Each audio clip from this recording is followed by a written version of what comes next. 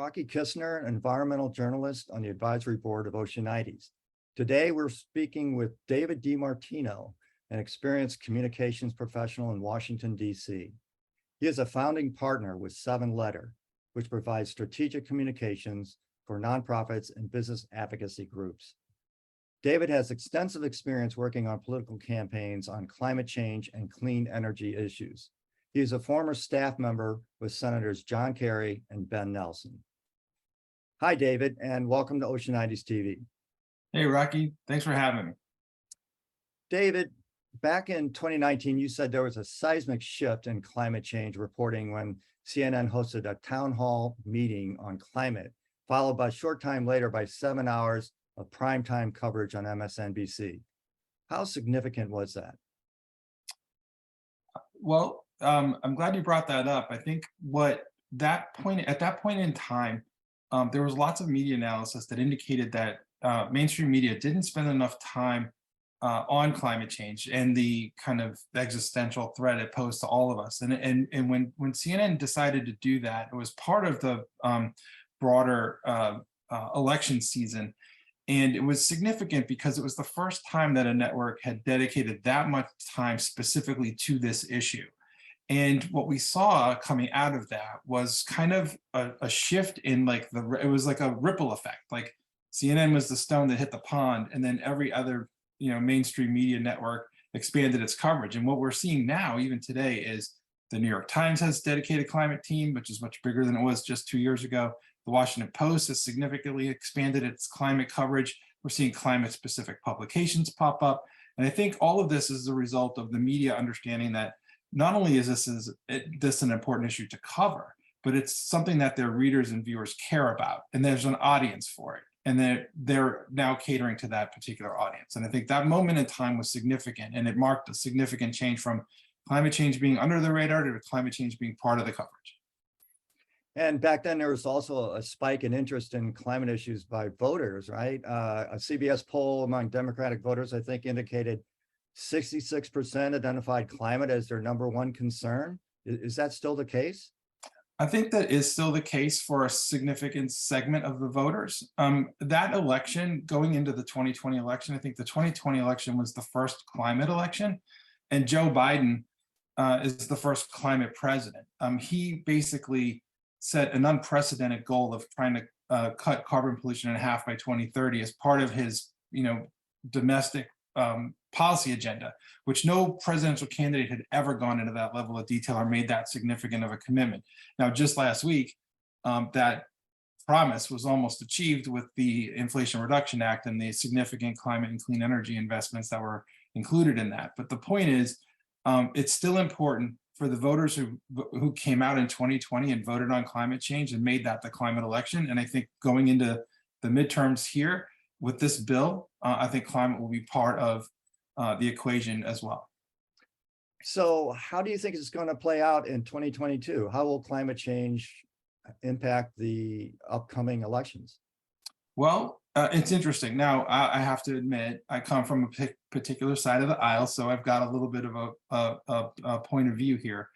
However, even before the Inflation Reduction Act passed, the generic ballot question, which is a tracking poll that tracks where voters are, had been trending in the Democrats' direction, and it closed from a plus Republican advantage just a couple months ago to Democrats having a half a point to 1 point advantage today. And that's before the Inflation Reduction Act passed. And the Inflation Reduction Act will deliver cheaper energy for families, lower prescription drug costs for families, will address the climate crisis. And I think if the Democrats go out and tout the benefits of this bill that just passed and the president's going to sign later this week, it'll have a significant impact on voter turnout, voter enthusiasm, and hopefully bring more climate voters to the polls. How did climate change become such a political issue? I mean, scientists have known for decades that climate change was a real threat. And now all of a sudden, it's been embroiled in politics. What really caused that? So it's a really great question. And I don't know that I have the answer. But there are a number of factors. It's funny because if you go back just 15 or 20, less than 20 years ago, there were a significant number of Republicans, elected leaders who were interested in this. I mean, George Bush was president when we passed the acid rain standard. Richard Nixon established the Environmental Protection Agency. So there's a long history of Republican environmentalism that has kind of disappeared in the last 10 years or so. Some folks think that the politicization of the Senate is part of that problem. Some folks think that it became a wedge issue for some voters in in swing states because of how it was framed by the big oil companies. But really what it comes down to is money and politics. And the fact that the big oil companies who have just in the last couple of weeks reported significant record profits at a time when Americans are hurting and paying the highest gas prices in decades, they have significant influence over a number of policymakers, especially in Congress, and those folks carry their water by touting the misrepresenting the benefits of clean energy and things like electric vehicles, et cetera. So I think it comes down to money and politics, and the fact that the industry has their tentacles very deep into certain members of Congress who have been able to turn this into some sort of a political wedge issue. So what's the best way to combat disinformation campaigns about climate change? I mean, you had people like even President Trump making outrageous statements that wind power caused cancer. How do you respond to that in terms of promoting climate science and facts? So it's almost impossible, Rocky, as I'm sure you're aware. It's very disheartening for those who work in communications, especially, to have to deal with, essentially made up misinformation that is impossible to counter. Wind turbines causing cancer is an incredible example of how far opponents are willing to go to misrepresent the benefits of things like clean energy in order to advance their own political agenda. The facts are the facts. I mean, fossil fuel energy causes pollution, which causes illness, which makes people sick and die. Those are indisputable facts. Clean energy cuts down on that pollution, cleans our air and water, gives people a much more healthier environment to live in. There are significant benefits, and the energy is the same. Energy, electricity that's produced by a wind turbine will power your light bulb the exact same way energy powered from a coal plant will do. It's the same electricity, it's the same light, but somehow there are some in Congress who've decided that that's not true. What can you do? Misinformation, there's lots of different theories. On climate misinformation in particular, what we've noticed, it's usually compared with something else in the social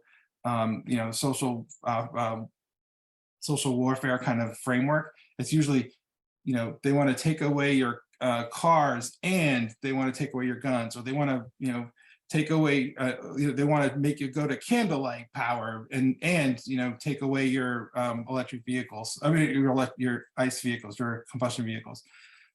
Point is, it's really hard to fight misinformation. The only thing that you can do is trust in the facts, and that people will do their, will do their own research and come to their own conclusions. But it's really hard to counter the decentralization of where people get their information and how many sources there are for misinformation, especially in the climate space.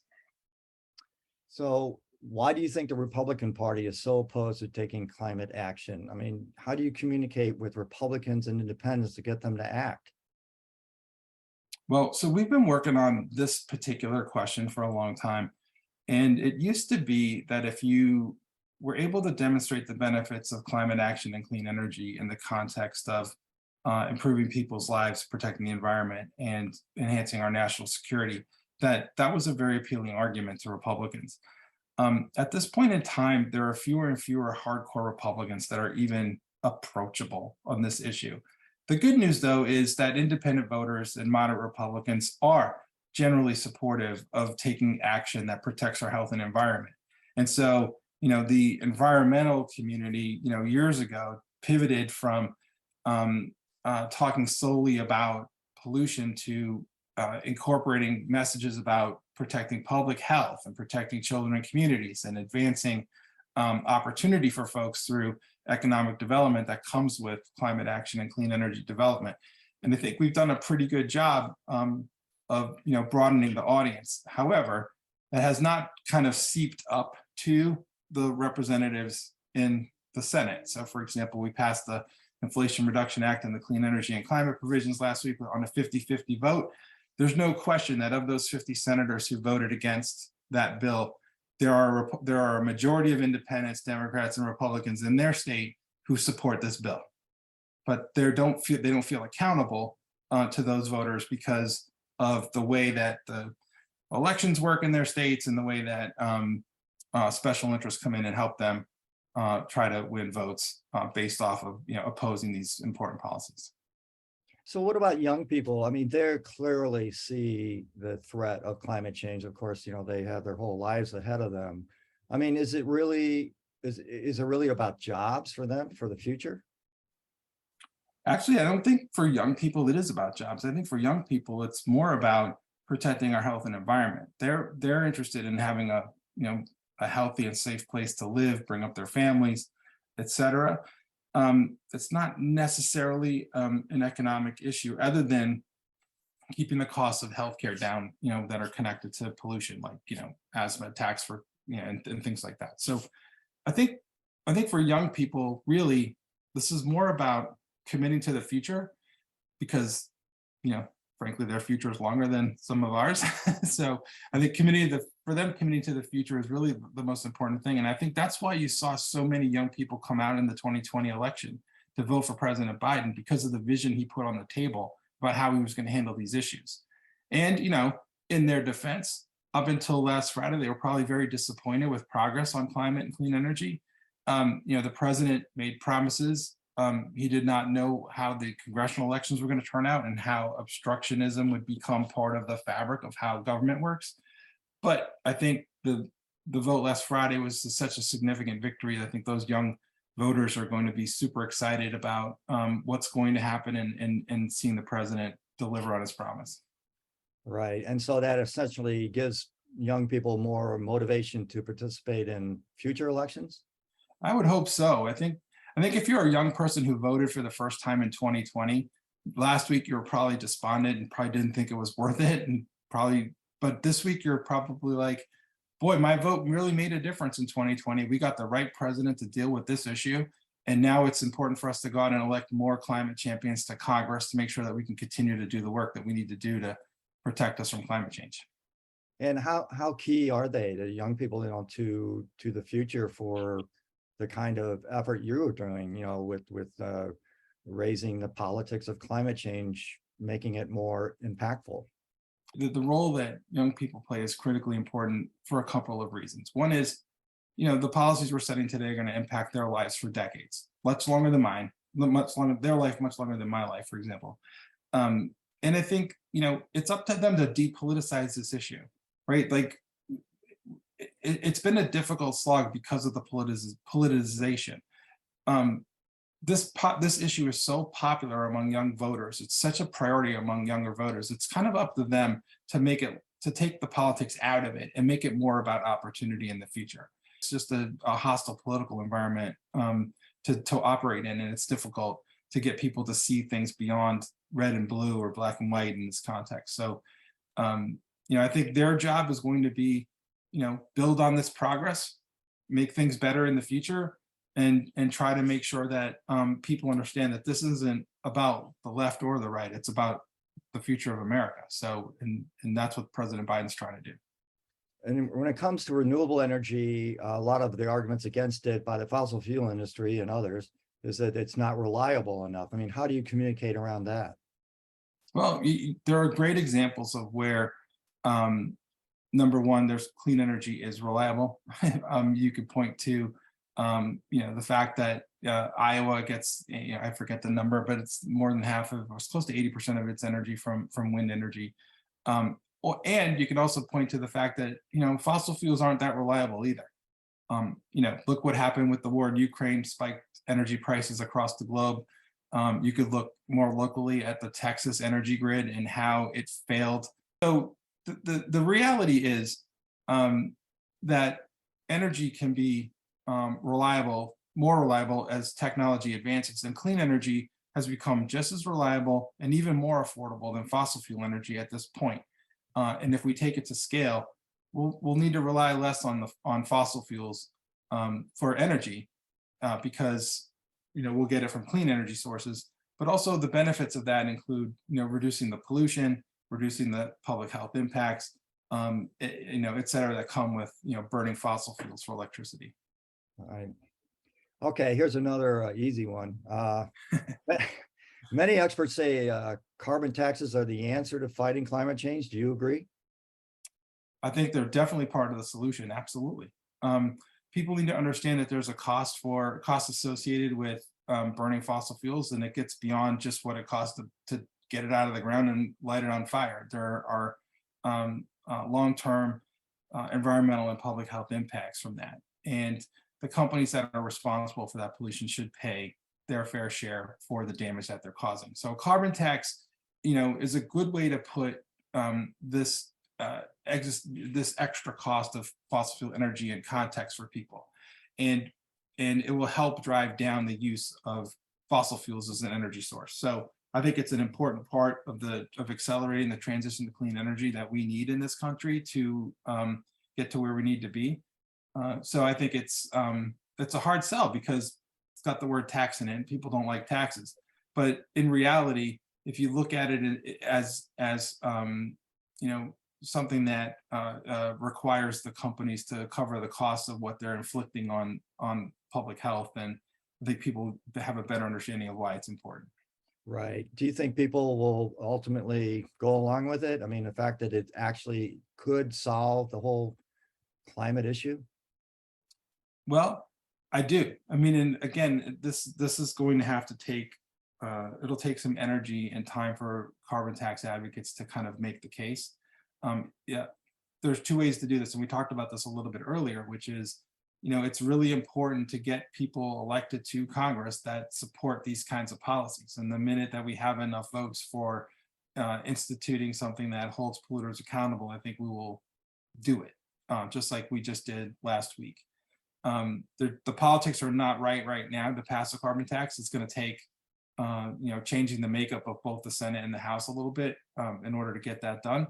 But it is an important tool that we have. And if we're going to meet not just our commitments that President Biden made, but our global commitments on reducing emissions and hitting targets on cutting pollution that contributes to climate change, and if we want to head off the worst parts of climate impacts, including severe weather events, which we're seeing more and more of, like, this is a solution that has to be on the table. Okay. So I just wanted to talk a little bit about penguins. Oceanites uses penguins as sort of the avatars for climate change and has monitored Antarctic penguins for 40 years, creating a valuable database of research. And the research shows that two species are in tremendous decline, two of the three that Oceanites tracks, but the Gen 2 penguins, the third species, are doing a good job of adapting and increasing in population. Do you think people can kind of understand why adaptation is important, and maybe penguins could show us the way? Well, it's interesting. I think it's hard for people to grasp that penguins that are essentially in the exact same place are having different outcomes based off of the impacts of climate change. I do think we can learn from the species that's thriving, how they're doing it, what they're doing, what does that mean for other wildlife, not just in Antarctica, or in the Arctic, but also just where just for other wildlife, just generally, and also, like, what does that mean? How can we adapt that for humans? I think at the end of the day, the work that Oceanides is doing with penguins is really important, because it does help us understand, how different species living in the exact same place can be impacted by by global policy that affects air pollution and water pollution and temperatures, et cetera. I think, the organization is well positioned to kind of make that case to the public.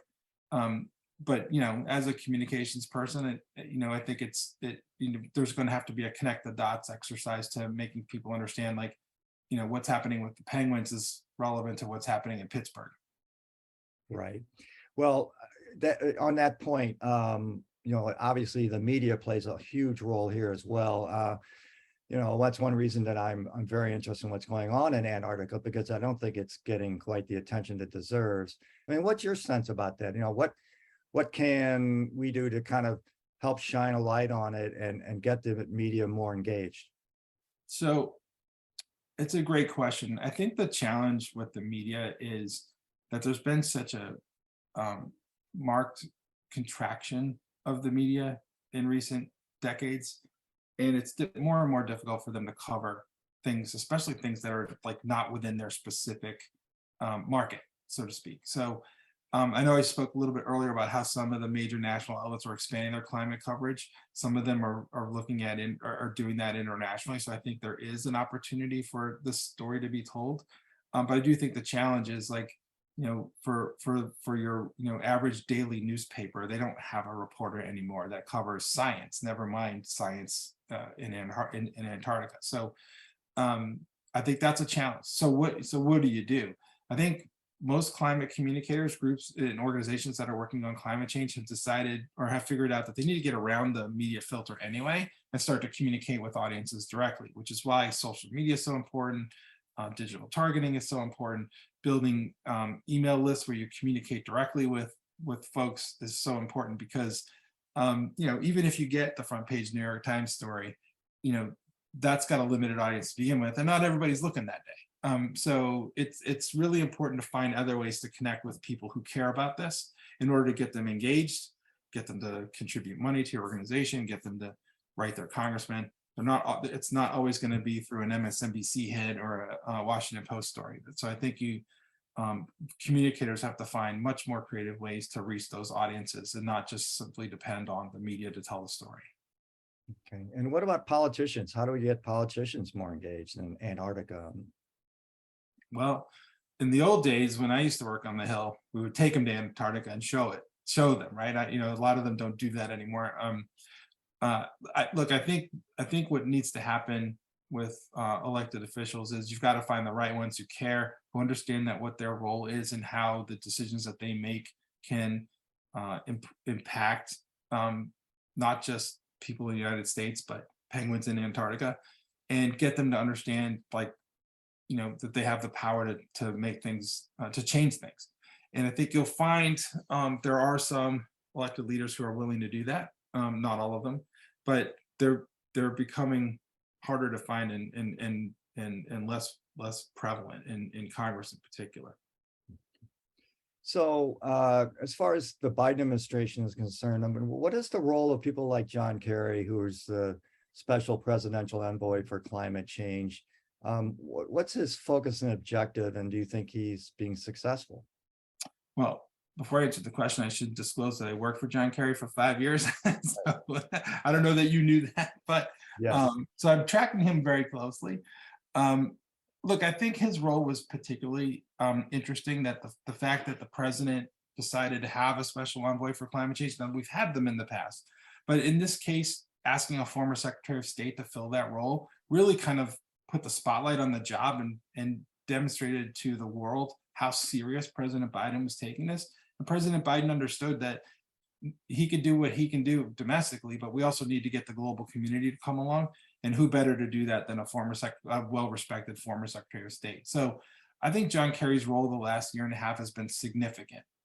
He's gotten major concessions from the Saudis and from China, from European countries who haven't engaged. He's working on India, and he's working on Vietnam and other Southeast Asia countries, and getting them to understand that the US is going to get to the right place in taking action on climate change. So there is reason for them to do so as well. And I think his message to the global community has been, you're not in this alone anymore. The United States is back, I think is what he said. And getting back into the Paris Accords and getting our commitments on the global stage reconfirmed. I think he's done a tremendous job there. But in reality, he was kind of held back a little bit on the lack of domestic progress on a bill. Build Back Better stalled for a year and a half, and it was difficult for him to go and say that the US is serious when we weren't taking any legislative or domestic action. Now, we're on the verge of passing that bill. We're also on the verge of leveraging the regulatory process with the agencies to take even stronger steps to address climate and air pollution. And now John Kerry has a whole new quiver of arrows to kind of travel the world with and demonstrate that the US is showing leadership. So, understanding that I did work for him for 5 years, I think he's doing a great job. I know other people have other thoughts on that, but I think and now I think he'll be re-energized and revitalized with this bill passing, going into the COP later this fall to demonstrate that the US is really taking a leadership role again. Right. So I was going to ask you sort of finally about that, the United Nations climate meeting coming up in Egypt this fall. Climate scientists are increasingly calling, for more attention on this. Do you think the UN will come through? We need to do two things. One is we need to heed the science and take meaningful steps. And second thing is the United States has to lead. And now we're in a position to actually, retake the mantle of leadership. And I think those are two things. If we can get the global community to move there, I think it will be successful. Now, having the UN take steps is like super helpful. But really, I think what the US has been doing the last year and a half is trying to get, bilateral commitments with all the key emitters to get them to take their own steps, independent of global agreements and the Paris Accords, to try to meet their own goals and supersede the goals that were spelled out in the Paris Agreement. So I think that's where they are, and I think that's what he's going to continue to work on. And I think that's where, if we come out of the COP with new commitments, I think we'll be in pretty great shape. Are you optimistic about the future?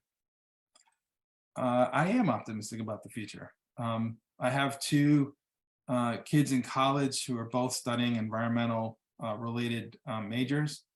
I think that's where young people are focused on making sure that we have a safe environment and healthier communities. So I am optimistic. I'm optimistic about the progress that we've made in the last 6 weeks on a number of really important issues, from climate change to prescription drugs to everything else. And I'm hopeful that our international leadership, from John Kerry to Secretary Blinken to the president, have all made this a priority. And I think brighter days are ahead. The goal is to keep emissions to a certain level. I think we can get there.